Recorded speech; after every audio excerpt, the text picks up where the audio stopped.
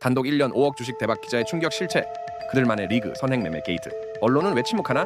그때 샀더라면 주식 투자자의 영원한 후회죠. 하지만 누군가는 확신을 가지고 타이밍을 잡고 남들보다 한 발 먼저 움직였습니다.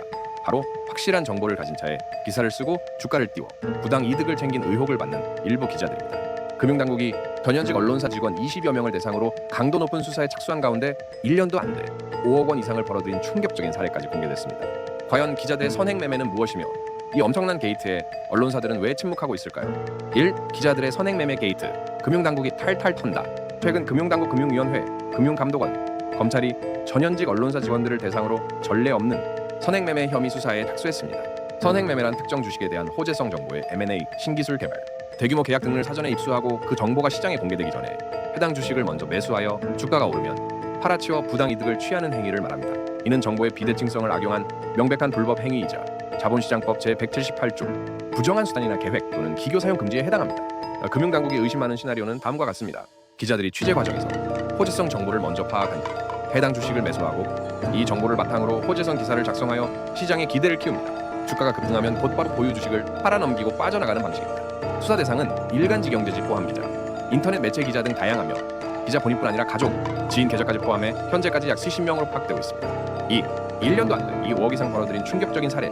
KBS 보도에 따르면 한 A 기자는 2023년 한 코스닥 상장사가 삼성 계열사의 특정 부품을 공급할 예정이라는 단독 기사를 작성했습니다. 단독 머리말이 붙은 기사는 독자들의 주목을 더 많이 받기 마련이죠. 이 기사가 출고된 당일 해당 상장사 주가는 무려 30% 급등했고 보름 전과 비교하면 100%나 치솟았습니다. 금융감독원은 A 기자가 이와 유사한 패턴을 10여 개 상장사를 대상으로 반복했으며 정보 취재와 기사 출고의 시차를 악용한 선행 매매로 5억 원이 넘는 부당 이득을 취했다고 보고 있습니다.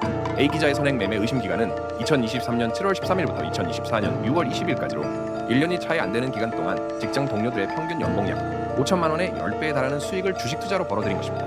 이쯤 되면 과연 그가 기자였을까요? 아니면 전업 투자자였을까요? A 기자는 올해 초 소속 언론사에 사표를 냈다고 합니다. 3. 특징주 기사를 노린 치밀한 수법. 금융당국은 기자들이 주로 특징주 기사를 취재하고 작성하는 과정에서 선행 매매 유혹에 빠져든다고 보고 있습니다. 특징주 기사는 특정 기간 동안 주가나 거래량에서 눈에 띄게 움직인 주식을 다루는데 포털에는 매일같이 이런 기사들이 쏟아져 나옵니다. 금융당국이 특징주 기사에 주목하는 이유는 크게 두 가지입니다. 첫째, 취재 과정에서 기업의 호재성 정보를 비교적 쉽게 얻을 수 있기 때문입니다. 둘째, 특징주 기사의 파급력이 엄청나기 때문입니다.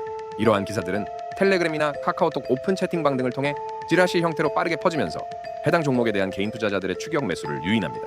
별 볼 일 없는 종목도 특징주 기사로 다뤄지면 그럴싸하게 포장되어 투자자들의 매수 심리를 자극하기에 안성맞춤인 셈입니다. 4. 언론계 내부의 침묵의 카르텔인가? KBS의 단독 보도 이후 언론계 내부에서는 뒤숭숭한 분위기가 감지되고 있습니다. 몇몇 언론사는 기자들을 대상으로 특별 교육을 실시했고 특정 일간지에서는 2명의 기자가 연루되어 함구령이 내려지기도 했습니다. 심지어 이번 사건 때문에 퇴사했다는 기자들의 소식도 들려오고 있습니다. 과거 기자들이 친한 취재원에게 이 종목 곧 오를 거니 사두라며 종목을 추천하던 모습도 줄었다고 합니다. 하지만 더욱 큰 문제는 이러한 심각한 사건에 대해 대다수 언론사들이 침묵하고 있다는 점입니다. 17일 현재까지 서울신문, 한겨레, 이데일리, 미디어오늘 등 극히 소수 매체만이 기자 선행 매매 수사를 다뤘을 뿐입니다.